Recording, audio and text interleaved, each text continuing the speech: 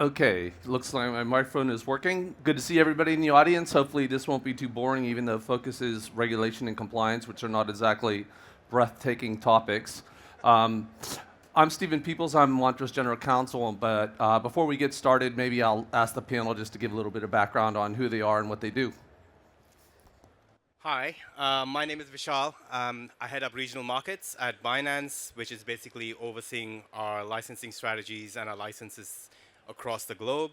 Prior to this, I was an ex-regulator for all my sins, and before that, I was actually in TradFi and the education industry for the first 15 years. So that's me.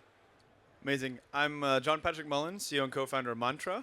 We're building a real-world asset layer 1 blockchain.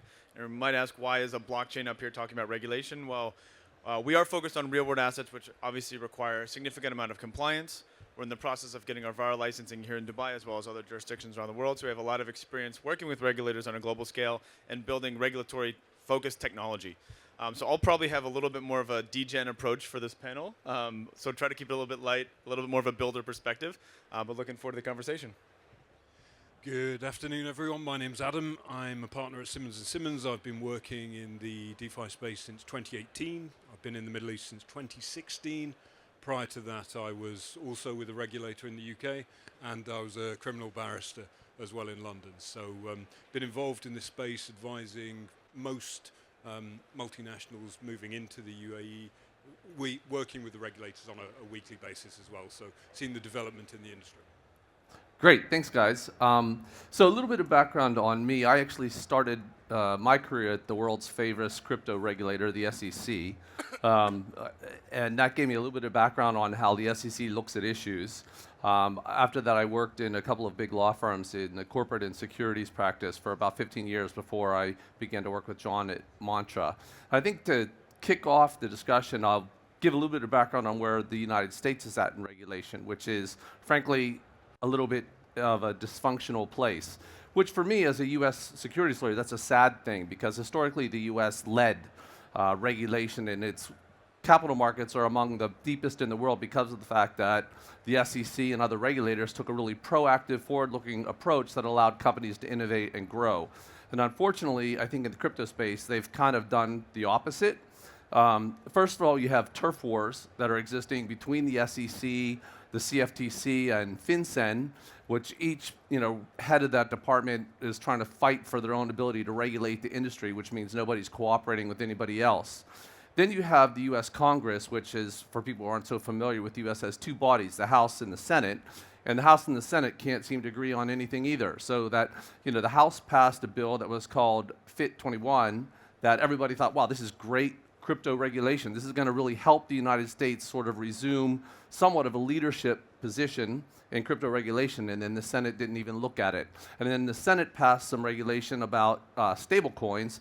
The House didn't look at it.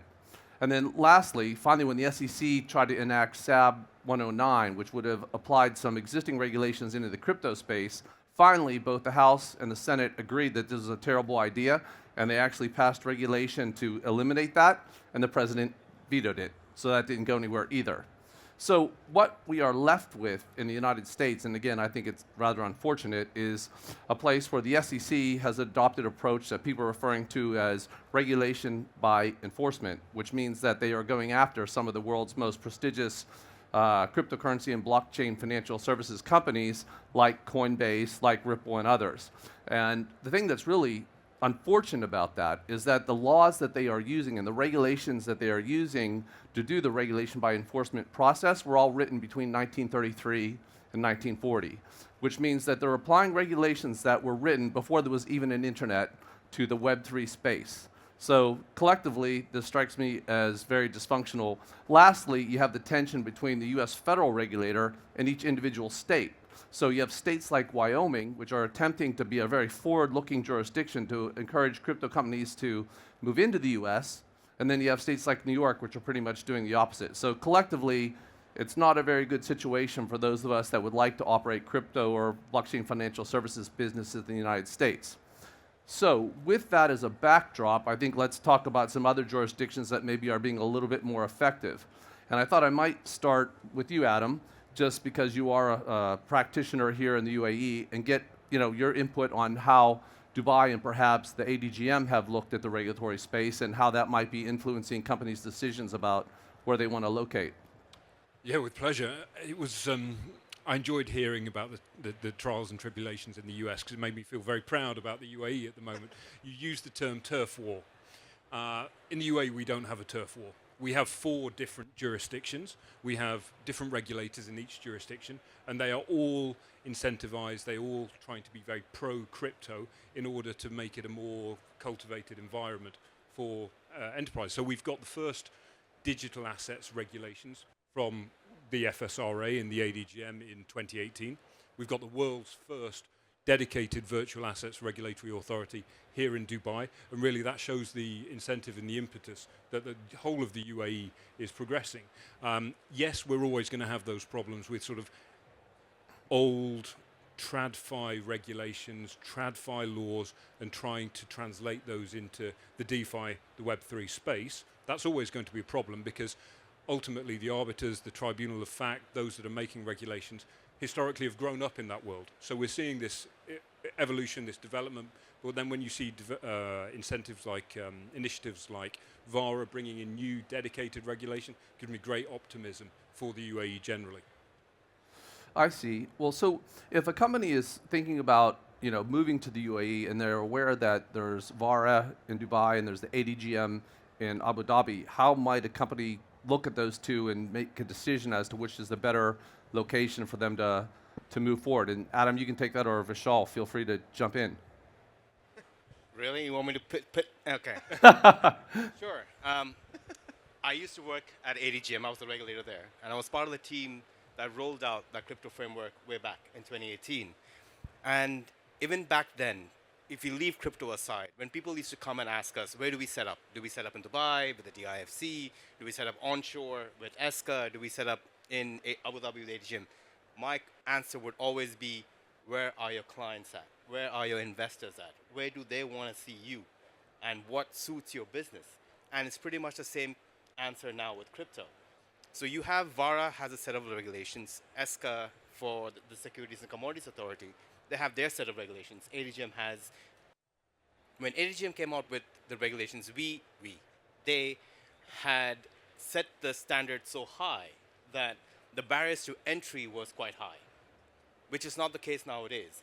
We're looking at mass adoption now. It's not about getting, the compliance standards are still there, but it's more about getting more people to come, being more inclusive about it. And our approach, again, their approach way back in the day was more to do with how they would kind of perceive the community to react, right? Into, okay, is this something that's viable? Is this going to last? Will crypto actually be adopted? It was a test run, and it worked. It worked across the industry, and ADGM wasn't, like he mentioned, ADGM was an all-inclusive regulator. It was a banking regulator. It was a brokerage regulator. It was everything. VARA is specific to virtual assets. So if it's not just virtual assets in terms of, I need regulation to run an exchange. It's if I have a DeFi product or if I have some other products that do not need regulation, can I still operate in the country? And that's the question you ask VARA. And VARA will be like, sure you can. Register with us, go ahead. It's easy. Right. So I guess this sounds great, but I'm curious about how this is working in practice. Like, VARA made a lot of attention by adopting regulations and encouraging companies to come forward here. But I guess what I don't know so much about is how it's really going in practice. And I don't know, John, maybe you could comment a little bit about how the mantra process has gone in our interaction with the VAR. And I'd also like to get Adam's view as a counsel who might be advising a bunch of companies and see how it's going for them. So I think from a practitioner perspective, I can actually comment both on the US piece as well as the UAE piece, because originally when we were going out and looking to have a regulatory framework for operating an on-chain DeFi protocol, we were actually looking at the US market. We were working with SEC and FINRA, and it was actually going relatively well in the beginning. And this was like in 2022, 2021. Obviously post Luna, FTX, Celsius, BlockFi, those who should not be named, Commissioner Gensler, cough, cough, really slowed things down, and the process became a little bit of a nightmare to operate. And it wasn't just for us; it was for all companies. And even till today, it's still a really big challenge. So because of that situation and that experience that we had there, we did start looking elsewhere into other jurisdictions where we could operate. We were looking in Europe. We were looking in the Middle East. We were looking in Asia. And we ended up settling on Dubai. And a little bit of it was just, happenstance, partially because, our team member Kate, somewhere in the audience, was at Binance Blockchain Week here in Dubai about 2 years ago when they were creating Vara, basically. And we felt like, oh, wow, this is going to be a great, easy place to get a license. 2 years on, we still don't have the license. So it's definitely not an easy place. And that's a good thing. Honestly, that's a good thing, right? It does mean that there is a standard, that there is quality, and that they are taking things into consideration, particularly given the fact that what we're building is honestly, frankly, new and nuanced and something that honestly many other people are not doing, right? They created a framework for centralized exchange projects, for custodians, for brokers, but not necessarily for a self-custodial DeFi protocol built on some random blockchain, that was trying to do RWAs.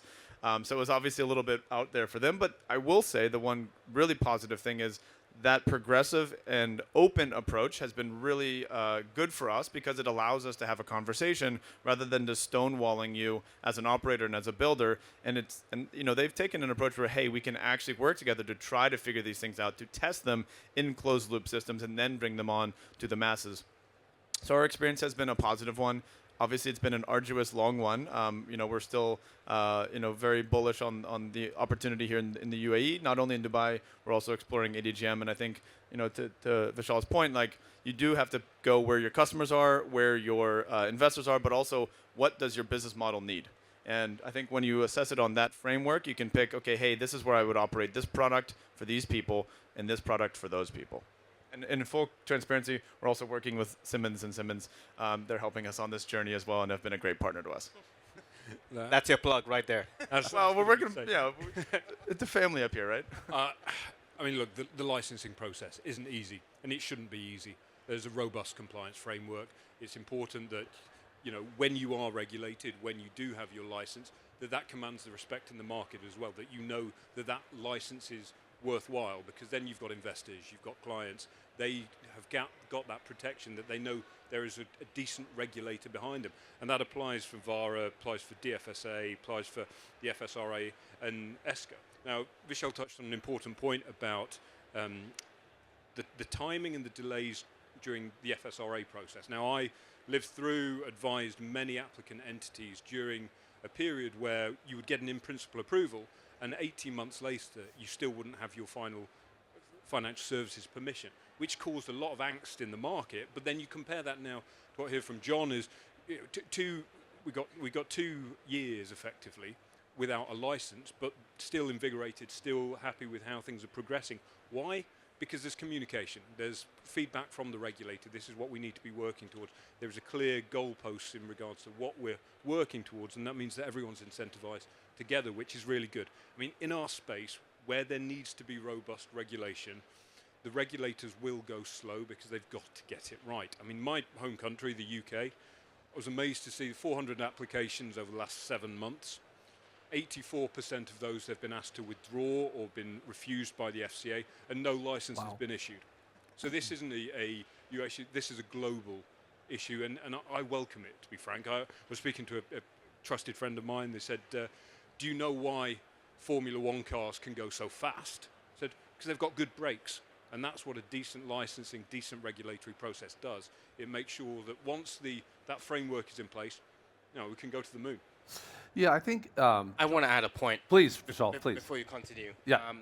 They spoke about the process, but to get the regulators to that process, and naming a few of the regulators that you mentioned earlier, they're not siloed. There are other regulators as well who haven't got that right, and it all comes down to what he's mentioned as well about education, right?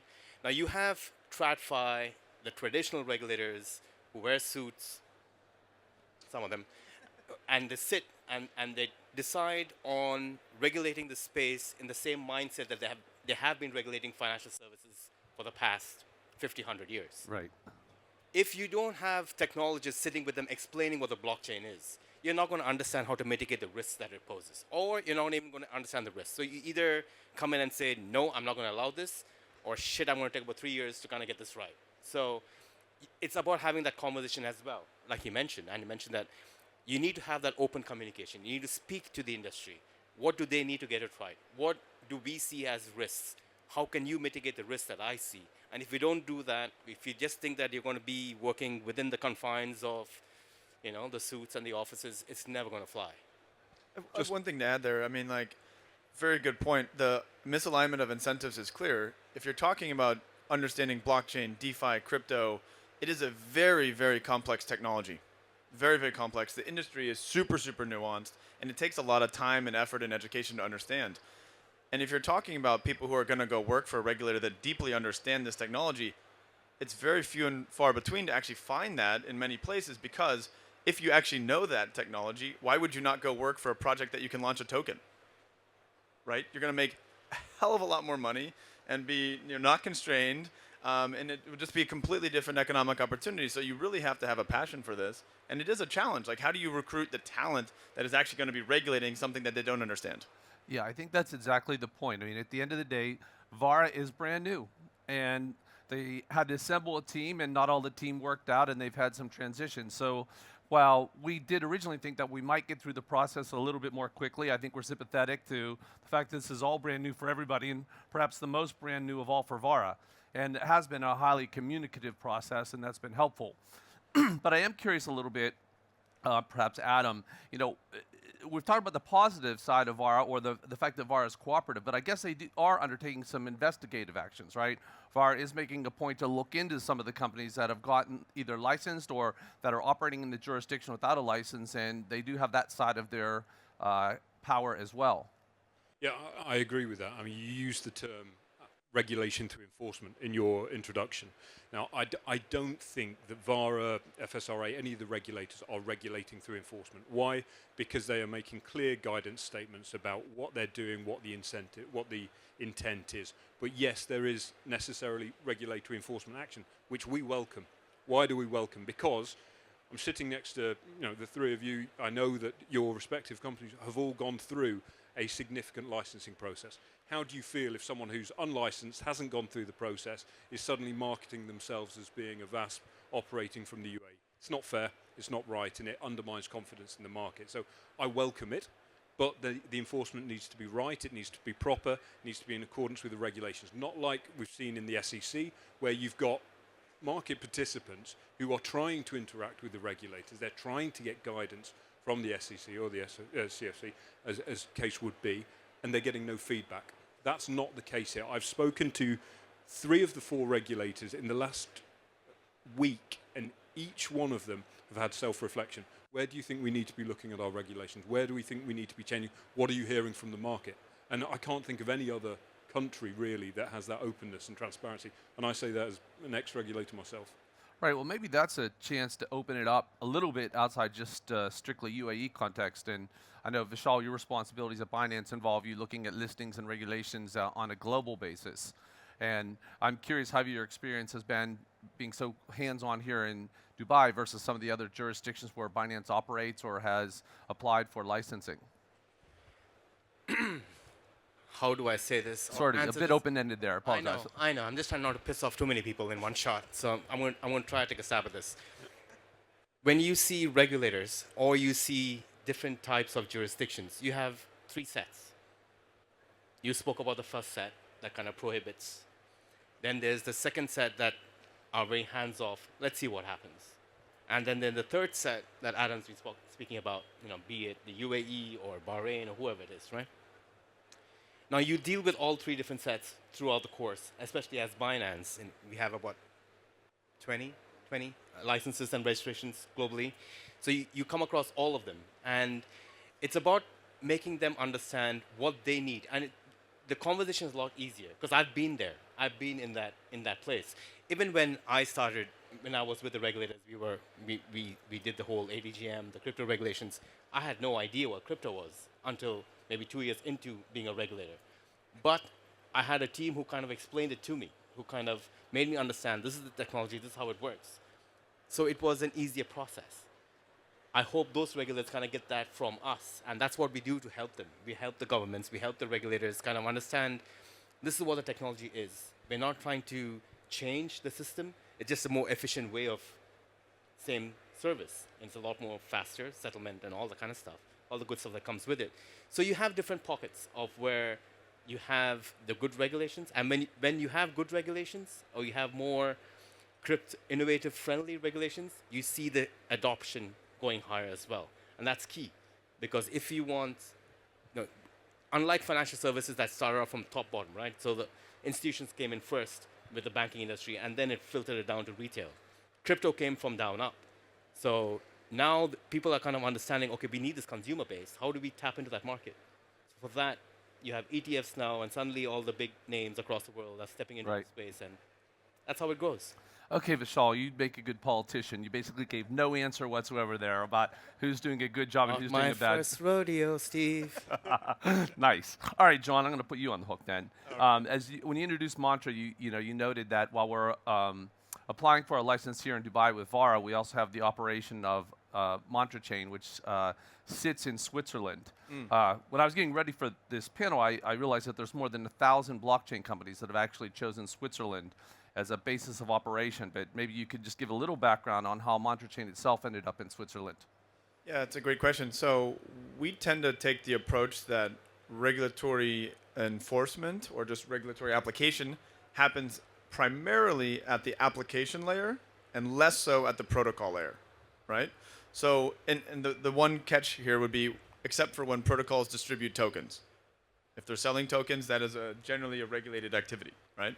So when you take Mantra's business, we're building both a layer 1 blockchain, which is effectively just a piece of software that people can build upon. And then we're also building on-chain applications, which allow for transaction of assets, investing into different products, different types of staking assets, etc. So if you separate those two out, that's why we chose primarily to house the application or the exchange or the product here in the UAE, where there's a very clear framework on what you can and can't do underneath Vara, also with ADGM.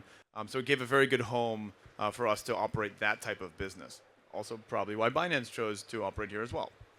If you take the chain itself, though, that is something that is not clear here on actually how you can issue tokens and how you can run basically a layer 1 blockchain network very clearly and easily from at least Dubai. And now they have the DLT Foundation in ADGM, which I think is new and it postdates Mantra's development. But most of the, maybe even all of the kind of tier 1 blockchain networks tend to choose Switzerland for their foundation, or in our case, an association, right? Effectively, these are non-for-profit entities that are set up for the sole purpose of first distributing tokens and then creating a blockchain ecosystem, surrounding your protocol and your ecosystem. So this has been a tried and true methodology for a long time. Ethereum is an Ethereum foundation based on Switzerland, based in Zug. Zug has been Crypto Valley for a very, very long time, and it does have a clear framework on how you can operate and how you can launch a blockchain network or blockchain protocol from Switzerland. So we chose Switzerland as a home. The one nuance there for the chain itself, though, was we didn't choose to use a foundation model. We actually chose to run a Swiss association, which is kind of the newer, more in trend, more in flavor structure, which just gives a little bit more flexibility, but at the same time preserves a lot of the rights and legal upside of a foundation in Switzerland. So we feel good about this model. Again, we kind of believe that as long as you maintain this separation of church and state to a degree, application and protocol, then you can operate effectively and basically pick different jurisdictions depending on your business. No, I think that's right. I think our experience in Switzerland has been very favorable. The Swiss FINMA does have regulatory oversight of associations and foundations, and they have the right to do an audit or look into the transactions that an association or foundation is conducting. But the market perception is that they're a pretty reasonable and balanced, although highly sophisticated regulator. So if a company wanted to offer some products that haven't necessarily been blessed or fallen within the VARA regime, let's say derivatives, which is an area I don't think is very well developed so far under the VARA licensed entities, what might a jurisdiction be where a company would look to, to have maybe a little bit more open reign in the products they offer? Like, for example, Vishal, I don't know if you know, but would a place like Bermuda or Panama be a good option, or how might they look to move forward on a basis that's maybe a little bit less strictly engaged in oversight? Less oversight? No. I'm not answering that question. But with complete oversight, you have options here. You have options in the UAE. You can speak to VARA and see how we can do that. You can speak to the ADGM and see how they would regulate that space. Have those conversations. If not, you have the local, the federal authority as well, the Securities and Commodities Authority, who would also regulate derivatives. They've been regulating Forex and all that kind of stuff for the last, couple of decades. So they would know how to regulate that space. It's about having those conversations with the regulator. Now you've reached a point where the regulators, especially here in this country, or even if you go to Bahrain, they're not going to tell you a blatant no. They're going to say, okay, fine, this is what you want to do. How do you do this? Show me underneath the hood. What are you selling? How are you doing this? How are you protecting the users? How are you making sure they're not buying products that they don't understand? All those things. It's education. It's back and forth. You need to have those conversations, and those conversations might take a year and a half, or they might take 6 months. It can go fast. If it's more vanilla, it'll be faster. If it's more difficult, it's going to take longer. But you have to have, that's how you kind of trailblaze the word for the rest of the industry to come in. Yeah. That's exactly what happened with the DFSA and the DIFC. They brought out a Dear SEO letter to the market explaining how they want to regulate derivatives of crypto.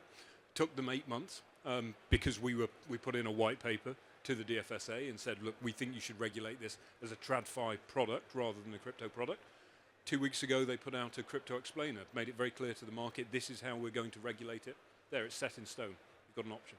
I mean, if you're talking about new products, real-world assets particularly are one of the most, not contentious, but maybe at the tip of the tongue product that people are talking about how they can operate, how they can issue them here and work within this VARA framework. When VARA was set up, it had nothing to do with RWA, right? It was purely for digital assets, crypto assets, nothing to do with real-world assets, which tend in most cases to look and smell and maybe actually be securities. Obviously, that would require additional oversight from other regulators, and that is where maybe there is a little bit of, I don't want to call it a turf war, but just there's overlap of different regulators who want to have, a say or at least something to include in how these things are operated effectively within this jurisdiction. So, real-world assets are something that, from our experience being a real-world asset, project, this is the place to do it. And the reason I say that is because the regulators are so open to conversations, because they're open to running pilots, they're open to experimenting, but you need to make sure a few things are met. One, again, education, making sure these products are safe, and honestly, you need the right people in the room who can get things across the line. And that really does make a big difference, because if you're just coming and saying, hey, I want to run a real-world asset project, well, they might look at you a little bit like you're crazy.